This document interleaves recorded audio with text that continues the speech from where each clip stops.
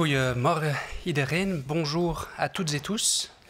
Vous voyez, Monsieur Van Gucht va nous rejoindre pendant la conférence de presse, mais de toute manière, nous commençons par l'intervention du docteur Yves Van Latem, qui va nous exposer l'évolution de l'épidémie dans notre pays. Goedendag iedereen, bonjour à toutes, bonjour à tous.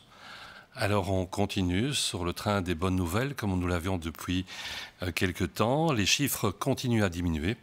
Si la tendance actuelle perdure, et pour l'instant rien ne laisse présager le contraire, on devrait passer, comme on l'a déjà suggéré, la barre des 500 patients Covid aux soins intensifs à la fin de cette semaine. Au niveau des cas, et on le voit sur la première diapositive, nous avons eu en moyenne 2382 nouveaux cas par jour. Alors ceci est une petite augmentation pour nos fidèles, une augmentation de 10% par rapport à la semaine précédente. Ceci ne veut pas dire, sur les chiffres qu'on vous donne aujourd'hui, que le problème de la contamination est en train de redémarrer. On se trouve effectivement devant une situation où la semaine de comparaison contient cette fois-ci non pas l'ascension comme on l'a eu la semaine précédente, mais cette fois-ci le lundi de Pentecôte. Et donc on compare des chiffres qui sont théoriquement difficilement comparables, des semaines de 5 jours avec des semaines de 4 jours. Et si on regarde les chiffres journaliers, on se rend compte qu'on est effectivement toujours dans une tendance à la baisse. On peut s'attendre donc à ce que notre moyenne hebdomadaire actuellement faussée reparte elle aussi bientôt à la baisse. Il est encourageant aussi de se rendre compte que le pourcentage de tests positifs par rapport au total des tests qui sont pratiqués continue lentement, c'est clair, mais sûrement à diminuer. Nous sommes actuellement à, globalement pour le pays, dans toutes les strates d'âge, 5,5% de tests positifs. Il faut quand même bien se rappeler que nous venons pour cette troisième vague de 10% à peu près, qu'on était d'ailleurs monté beaucoup plus haut que ça lors de vagues précédentes. Et on vous rappelle qu'au niveau européen, au niveau de ce qu'on appelle l'ECDC, l'European Center for Disease Control, on nécessite un taux inférieur à 4% pour être déclaré zone verte. Et je pense que nous attendons tous avec impatience d'être éventuellement catalogués comme zone verte. La plupart des contaminations actuellement se produisent chez les adolescents. Il y a une augmentation au niveau de ce groupe de 29%, ce qui peut s'expliquer aussi par le fait que c'était dans ce groupe d'âge que la plus forte diminution avait eu lieu lors du week-end prolongé de l'Ascension. Chez les personnes plus âgées, dans la strate d'âge entre 60 et 80 ans, les chiffres continuent à diminuer et là aussi on peut y voir l'extension de la campagne de vaccination et son impact sur les infections, même sur le portage tout simple du virus. À noter que pour une des premières fois depuis longtemps, nous avons dans la strate d'âge des plus de 90 ans une augmentation de 23% qui est donc à suivre. Cette augmentation ne signifie pas nécessairement que ces personnes soient sévèrement malades, bien sûr. Elles peuvent être simplement porteuses et donc il peut y avoir une augmentation qui est plus liée là à un portage chez quelqu'un qui est protégé par la vaccination sans que ça ait forcément d'implications cliniques sévères. Mais c'est très clairement un point à suivre puisque c'est la première fois depuis assez longtemps maintenant qu'on constate une augmentation dans ce groupe d'âge. L'augmentation relative que nous voyons au niveau national se retrouve, et on le voit très bien sur la carte qui est projetée pour l'instant, dans toutes les régions et dans toutes les provinces. On a comme seule zone verte la province de Namur, avec une diminution, vous le voyez, de 11%. On a une augmentation qui est plus prononcée, on le voit par la couleur, plus intense dans la région de Bruxelles-Capitale, où on a une augmentation de 24%, mais là aussi, c'est essentiellement lié à ce biais relatif, si on peut dire, d'une relative importance des adolescents dépistés positifs. Alors si on s'intéresse maintenant aux hospitalisations, là les nouvelles sont bonnes puisqu'au niveau des hospitalisations, nous avons une diminution. On a eu transitoirement, on vous en a parlé, une augmentation dans la région de Bruxelles-Capitale, mais nous voyons qu'actuellement, nous avons globalement dans toutes les régions, dans toutes les provinces, une diminution des hospitalisations et ceci est très clairement une bonne nouvelle. Ceci entraîne qu'au niveau du pays, nous avons actuellement en moyenne 115 nouvelles hospitalisations par jour. Ceci est à mettre en perspective avec les 133 hospitalisations en moyenne pour la semaine précédente. C'est donc 13% de moins au niveau des hospitalisations. Et à nouveau, on peut dire que si nous continuons dans ce sens-là, on devrait passer sous la barre des 75 nouvelles hospitalisations par jour d'ici à peu près à la mi-juin, vers le 10 ou le 15 juin. Ceci entraîne, et c'est un nouveau point positif, une lente baisse de l'occupation des lits d'hôpitaux par les patients Covid, à un rythme relativement stable qui amène actuellement au fait que nous avons 1533, donc un peu plus de 1500 patients Covid hospitalisés, dont 542 le sont en soins intensifs.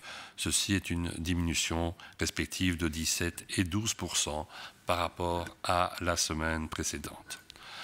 Dernière bonne nouvelle, celle des décès, où malheureusement, bien sûr, nous déplorons actuellement encore un certain nombre de décès. C'est actuellement en moyenne 19 décès par jour, à nouveau à mettre en perspective avec les 27 décès moyens de la semaine précédente, donc une diminution de pratiquement un quart, de 24% à ce niveau. Ces décès sont toujours plutôt dans la tranche de 65 à 75 ans. On l'a déjà remarqué depuis un certain temps. Mais là aussi, dans cette tranche, il y a une diminution qui s'installe et qui est de bonne augure. Après ces différentes constatations purement épidémiologiques, le thème du jour, j'ai envie de dire que c'est le pré-thème du jour, puisque nous allons longuement discuter après ça avec les personnes de la Task Force Vaccination, de l'état de la vaccination dans notre pays. Mais le pré-thème du jour, c'est « Faites attention, la vaccination c'est bien, mais ça ne protège pas immédiatement en tout cas, et par ailleurs ça ne protège pas bien sûr entièrement ». On voudrait vous demander d'être encore prudent pendant ce début de vaccination qui s'installe dans de nouvelles strates d'âge. La campagne de vaccination avance bien, très bien même. On le verra avec plusieurs courbes, entre autres, dans quelques minutes. Tout nous indique que nous avons une bonne protection induite par la vaccination, y compris, et ça je pense est une bonne nouvelle, concernant les variants qui nous préoccupent depuis un certain temps. C'est une bonne nouvelle parce que cela implique que non seulement nous avons un impact que nous voyons maintenant dans différentes strates d'âge, mais que nous devrions garder cet impact malgré la distribution plus ou moins variable d'un pays à l'autre des variants en question et malgré la place qu'ils pourraient prendre dans le futur dans notre pays, même si actuellement le variant anglais, qui ne pose guère de problème, occupe à peu près 90% des nouvelles contaminations. Certains modèles nous montrent que nous pourrions avoir encore, quelque part dans le courant du mois de juin, au début juillet, une augmentation des hospitalisations si l'extension des contacts, qui va d'ailleurs bientôt être permis à un certain niveau, se fait de manière trop débridée. Et si on pense trop vite tous qu'après une dose de vaccin, entre autres, on est protégé et que tout est terminé. La campagne de vaccination bat son plein, mais il faut bien savoir que ce n'est pas avant le courant du mois d'août qu'on aura pu donner 2 doses, c'est-à-dire une vaccination complète à tous les adultes versus une seule dose, bien sûr, pour le vaccin Johnson & Johnson. Nous savons par notre expérience personnelle, nous savons par des collègues médecins que sont actuellement encore infectées et parfois hospitalisées des personnes qui ont été justement atteintes par le virus dans les jours ou les très peu de semaines après essentiellement la première dose de vaccination. Pourquoi ? Parce que cette première dose de vaccination, eh bien, ne vous protège d'une part pas directement. Votre corps a besoin au minimum de 10, 12, 14 jours, parfois 21 jours, donc 2 à 3 semaines, pour être plus simple, avant de développer ses moyens de défense. Et donc, pendant cette première partie, dans les jours qui suivent votre vaccination, eh bien, vous n'êtes pas protégé. Vous êtes exactement comme quelqu'un qui n'a pas reçu de vaccin. Et donc, il faut vraiment en tenir compte dans la manière dont on va se comporter, tout spécialement pendant ces premières semaines après la première dose. Deuxième point, c'est que la première dose, ce n'est pas la panacée universelle. Sans ça, il n'y aurait pas de deuxième dose. Et à nouveau, j'exclus le vaccin Johnson & Johnson qui a été dessiné pour être donné en une seule dose. La deuxième dose est importante parce qu'elle apporte ce surcroît de protection, non seulement vis-à-vis des infections sévères, mais aussi vis-à-vis des infections plus modérées. Et on sait que même si l'infection est modérée, elle peut entraîner des conséquences désagréables, et entre autres, éventuellement, ces long Covid et autres pathologies chroniques qui peuvent nous préoccuper. C'est donc tout particulièrement important, et nous avons maintenant des données venant du service sanitaire anglais qui nous donnent l'impact d'une et deux doses de vaccination, tant par l'AstraZeneca que par les vaccins à ARN messager, sur le variant anglais, celui qui domine chez nous, mais aussi sur le variant indien, qui nous inquiétait assez, puisqu'on sait que dans son pays d'origine, il a fait de dégâts assez considérables. Alors que voit-on effectivement? Eh bien, on voit que dans cette étude anglaise, on a une protection partielle après une première dose, mais qu'elle est moins forte qu'après deux doses et qu'elle est surtout moins forte par rapport aux variants. Et donc, il faut vraiment tenir compte de ce point-là. Une dose du vaccin Pfizer, par exemple, ou une dose du vaccin AstraZeneca réduit le risque de développer des symptômes liés au Covid de quelques 51% par rapport aux variants anglais, mais par contre seulement de 34% par rapport aux variants indiens. Donc très clairement, il y a une moins bonne protection par rapport aux variants indiens avec une seule dose de vaccination. Si on pousse la vaccination à ces deux doses qui sont donc nécessaires, eh bien la protection est nettement meilleure. Elle va d'un bon 60% pour l'AstraZeneca à 93% pour le Pfizer. Alors vous me direz, il y a une différence malgré tout entre 60 et 93%. Alors ce qu'il faut savoir, c'est que cette protection telle qu'elle est évaluée là est une protection contre toutes les formes de la maladie, y compris contre les formes légère de la maladie. La protection contre les vraies formes sévères, celles qui vous mènent à l'hôpital, celles qui prêtent à conséquences, elle, beaucoup plus élevée, et elle est d'ailleurs plus élevée déjà après une première dose. Les deux vaccins évalués en Grande-Bretagne sont les deux qui sont employés en Grande-Bretagne, donc le Pfizer et l'AstraZeneca donnent une protection de plus de 80 à 90% concernant les formes sévères de la pathologie, et c'est ça, je pense, qui est vraiment le point le plus important. La protection finale concernant le variant indien doit encore être un petit peu investiguée à ce niveau-là. Donc, en résumé de ce préambule à ce que nos collègues de la Task Force Vaccination vont vous raconter, gardez des mesures de précaution. Ne croyez pas que la vaccination vous permet, tout spécialement après la première dose et tout spécialement dans les 2-3 premières semaines après la première dose, de faire n'importe quoi parce que vous pouvez encore à ce moment-là être malade. Et donc, il faut donner un peu de temps au vaccin pour qu'il vous accorde une bonne protection. Et les précautions à prendre, vous les connaissez, elles n'ont pas changé. C'est toujours effectivement une certaine distanciation, c'est toujours le port du masque dans certaines circonstances, c'est toujours l'hygiène des mains, de manière à nous conduire vers une vraie immunité, tant pour nous-mêmes que collectivement pour notre population. Merci pour votre attention.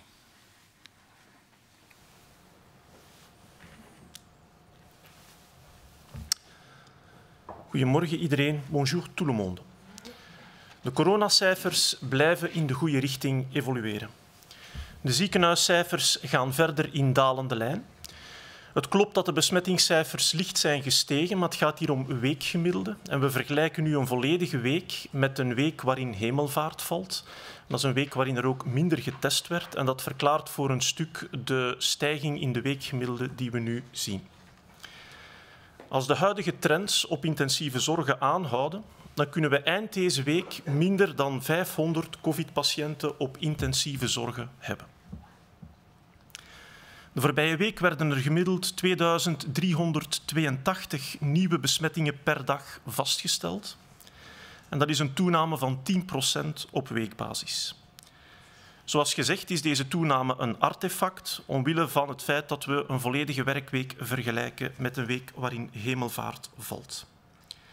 Als we naar de dagcijfers kijken, dan zien we ondertussen feitelijk een verdere daling ook in de besmettingscijfers.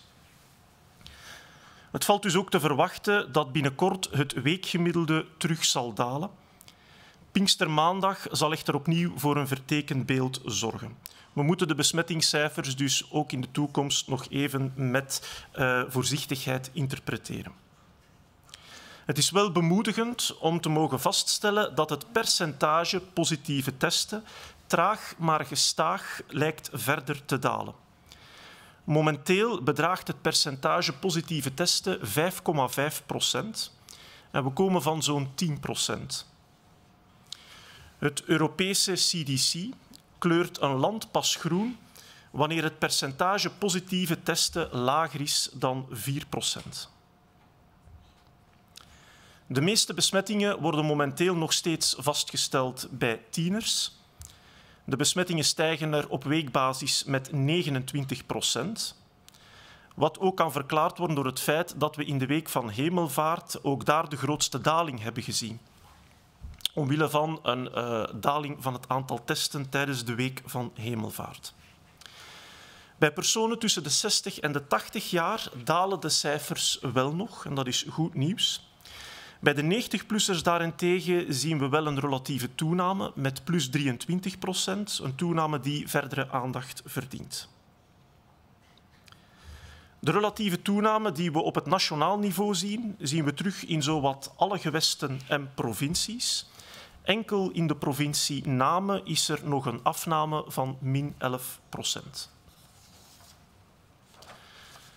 De toename is momenteel het meest uitgesproken in het Brusselse gewest met plus 24%. Maar ook hier valt dit voornamelijk te verklaren door een forse relatieve toename bij tieners. Verder gaat het aantal nieuwe ziekenhuisopnames gewoon verder in dalende lijn. Na een tijdelijke toename in het Brusselse gewest zien we ondertussen dat de ziekenhuisopnames in alle gewesten afnemen en dat is goed nieuws.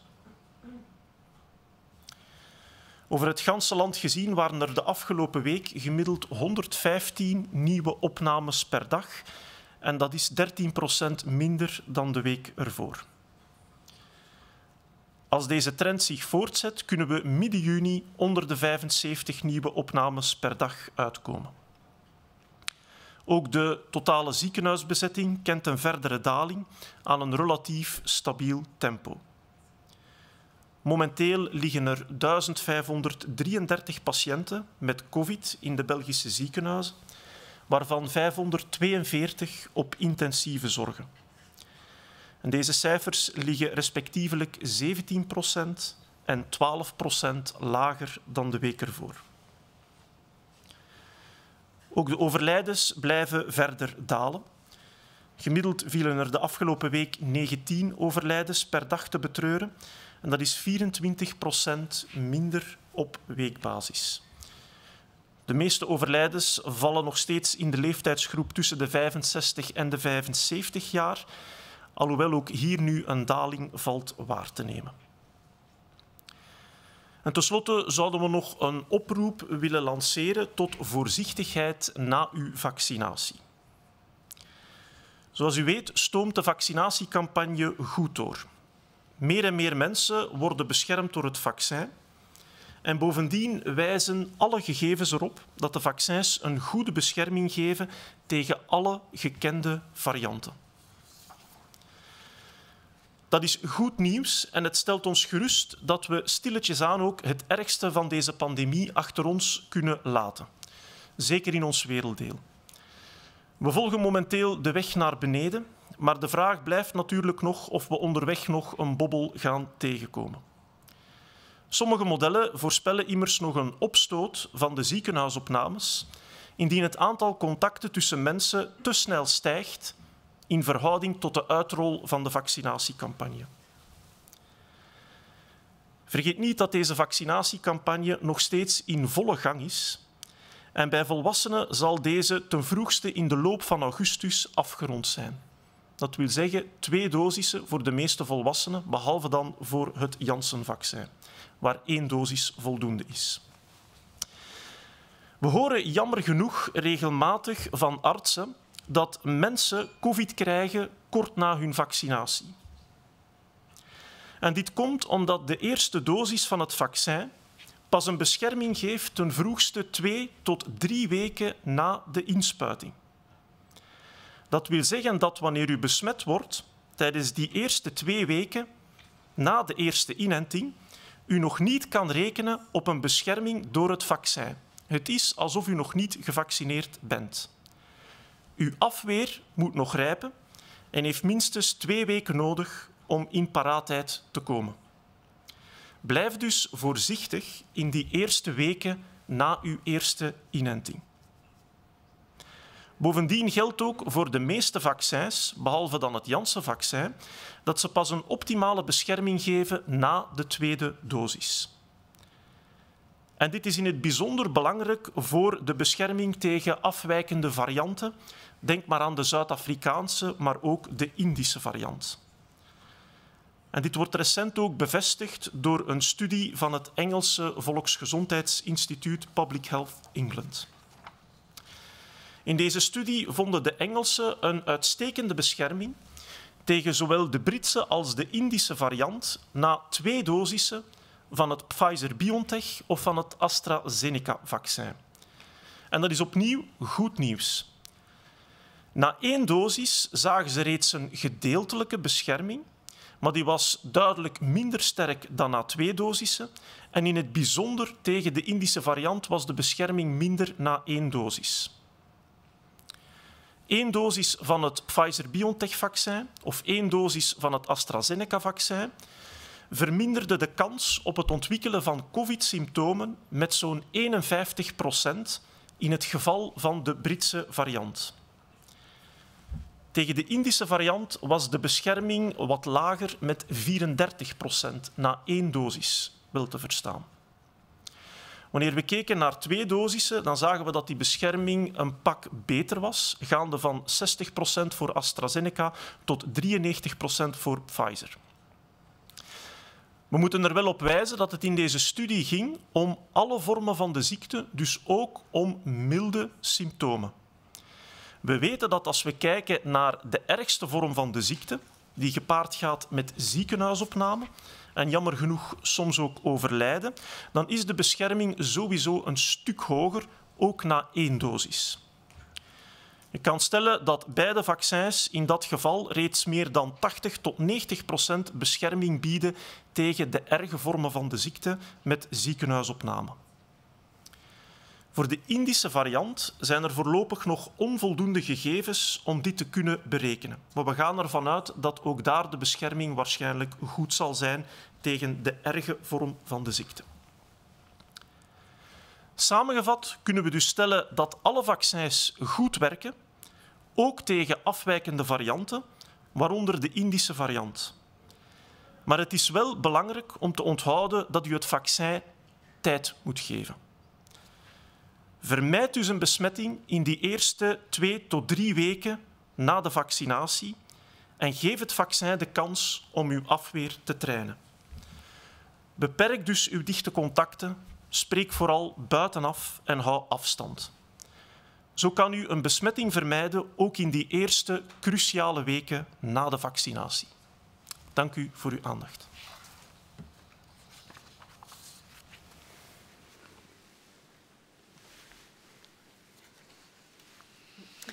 Mesdames et messieurs, bonjour.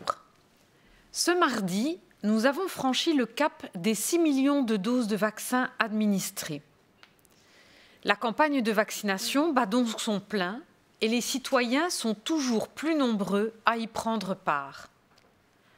Nous saisissons donc l'occasion pour rappeler à toutes celles et à tous ceux qui ont reçu leur première dose que 2 à 3 semaines sont nécessaires pour que le vaccin produise ses effets et apporte une protection optimale, tandis qu'une seule dose n'est pas suffisante pour assurer cette protection complète, sauf pour le vaccin J&J qui ne nécessite qu'une dose unique. Marquez donc d'une croix dans votre calendrier la date de cette 2e injection et en attendant, restez prudents. Si nous vous invitons à la prudence, nous vous remercions encore, car par ce geste, vous protégez votre santé, celle de votre famille et de vos amis, et de toute personne avec qui vous êtes en contact. Chaque nouvelle vaccination est une pierre supplémentaire à la construction de l'immunité collective de la population et surtout au retour vers une vie plus libre et plus sûre. Et en la matière, une fois encore, les aînés nous donnent une fameuse leçon. Avec un taux de vaccination de 91% chez les plus de 85 ans, 93% chez les personnes de 75 à 84 ans et 90% chez les 65 à 74 ans, nos aînés ont décroché la plus grande distinction. Les plus jeunes ont donc un défi de taille à relever, mais nous comptons sur eux aussi pour battre ce record. Au-delà de la performance chiffrée, les effets de ces taux de vaccination particulièrement élevés sont très concrets, notamment en matière d'hospitalisation.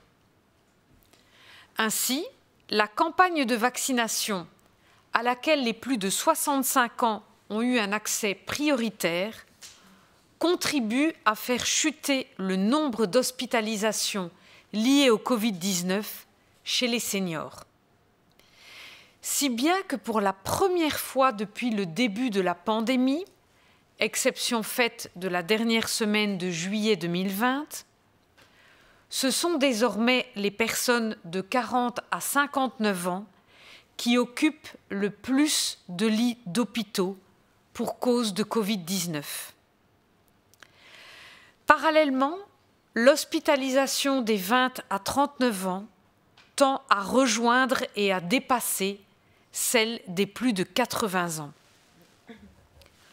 Cela démontre non seulement l'efficacité du vaccin contre les formes sévères de la maladie, mais aussi l'utilité de se faire vacciner, quel que soit votre âge. Ce n'est pas un argument, ce n'est pas une hypothèse, ce sont des faits. À l'heure où de nombreux centres ont d'ores et déjà ouvert leurs portes aux moins de 60 ans, d'autres ont lancé leurs invitations. Si vous hésitez encore à répondre à cette invitation, pensez à vos proches, à tous ceux qui vous sont chers. Votre vaccination les protégera eux aussi.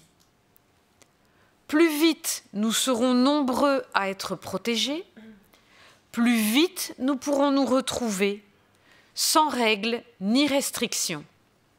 Je vous remercie pour votre attention.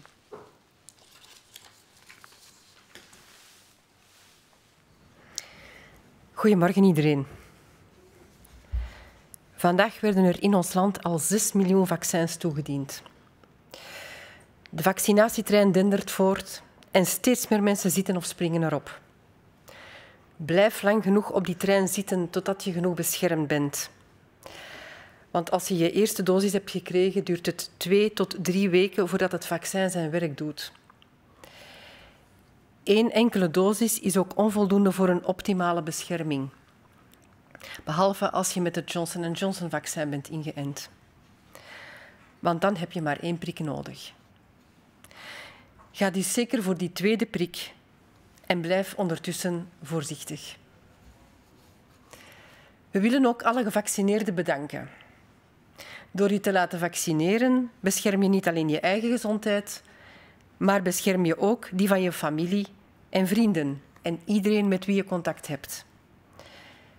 Elke vaccinatie draagt bij tot de groepsimmuniteit en dus tot een terugkeer naar een veiliger en vrijer leven.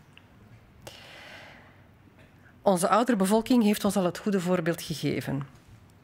Met een vaccinatiegraad van 91% bij de 80-plussers, 93% bij de mensen van 75 tot 84 jaar en 90% bij de 65 tot 74 jaar behalen zij de grootste onderscheiding.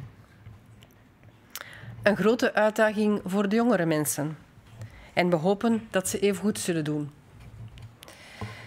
Deze zeer hoge vaccinatiegraad heeft duidelijk een positief effect. Zeker op gebied van ziekenhuisopnames door COVID-19. Deze zijn dankzij de vaccinaties van de ouderen enorm gedaald.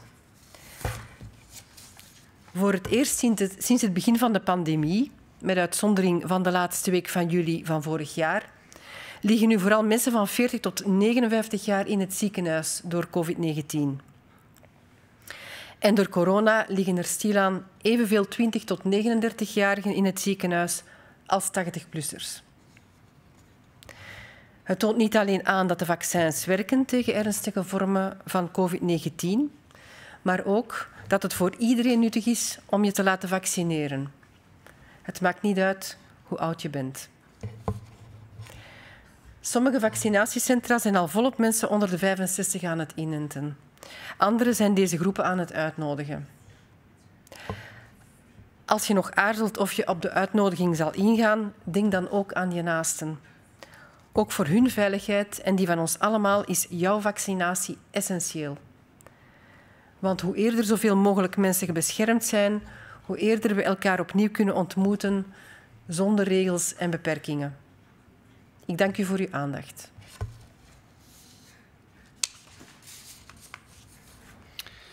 Bedankt. Nu de persvragen. Er zijn 2 persvragen vandaag.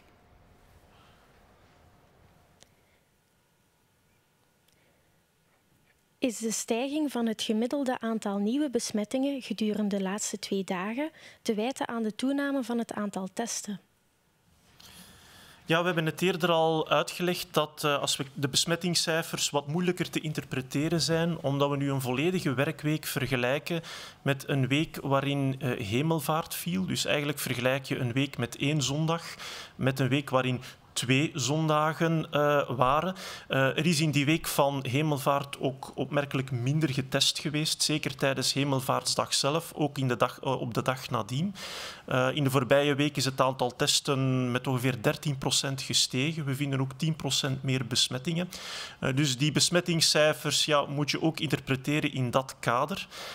Deze week zal het opnieuw wat een vertekend beeld geven, omdat we nu met Pinkstermaandag zitten.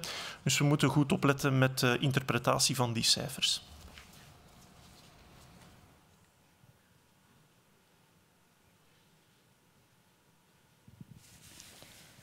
La hausse de la moyenne des nouvelles contaminations sur les 2 derniers jours peut-elle être attribuée à l'augmentation du nombre de tests effectués? Alors, je pense, comme on l'a déjà dit durant l'exposé, que nous avons un problème pour l'instant de comparaison, comme on l'a d'ailleurs eu en partie la semaine précédente aussi, lié au jour de congé qui intervient dans la semaine de comparaison et qui fait que l'on compare 5 jours avec 4 jours. On sait que le jour de congé, en l'occurrence ici le lundi de Pentecôte, il y a moins de tests qui sont pratiqués, souvent d'ailleurs dans les jours qui entourent, le jour de congé également aussi. Et donc il faut prendre avec une certaine touche de précaution les comparaisons actuelles.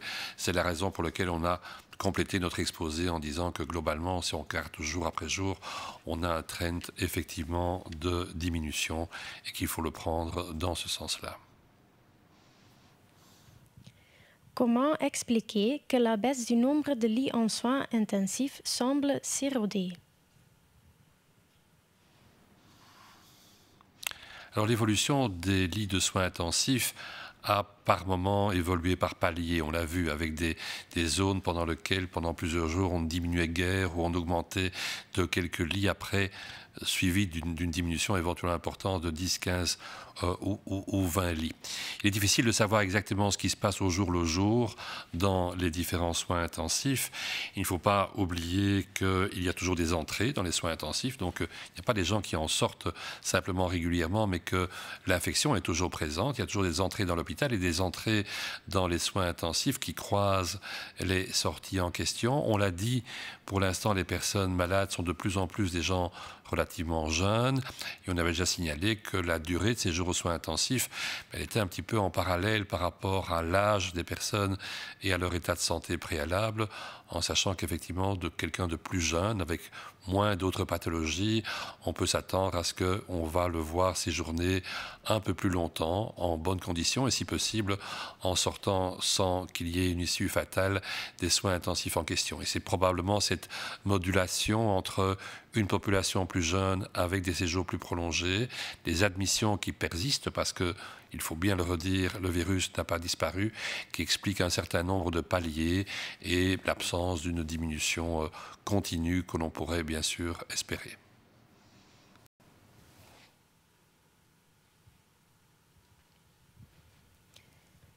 Hoe komt het dat de daling van het aantal bedden op intensieve zorg minder snel afneemt?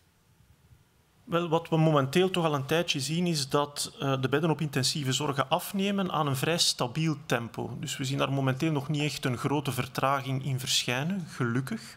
Het is wel zo dat wanneer je binnen de week kijkt, dat het normaal is dat er wat schommelingen zijn, vooral wat betreft de ontslagen op intensieve zorgen. Meestal is het zo dat gedurende het weekend, maar ook bijvoorbeeld deze week met Pinkstermaandag, dat er dan op verlofdagen en in het weekend minder ontslagen zijn op intensieve zorgen. Dus dan blijft dat aantal bezette bedden wat hangen. Die ontslagen volgen meestal kort nadien. Er is nog een laatste check-up met de behandelende artsen. En dan kan de patiënt het ziekenhuis verlaten. Dus bijvoorbeeld verwachten we nu in de komende dagen wel weer een daling in die bezetting van de intensieve zorgen.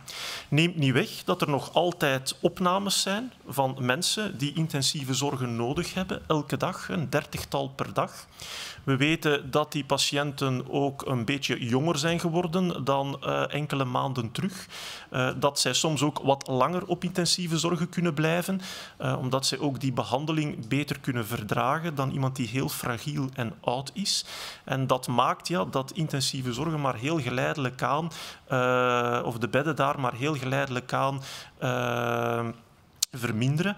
En dan moet je mee rekening houden dat dat een late parameter is. Momenteel zien we dat de ziekenhuisopnames met zo'n 15% per week dalen of iets minder. En de intensieve zorgen volgen ook wel met een kleine vertraging.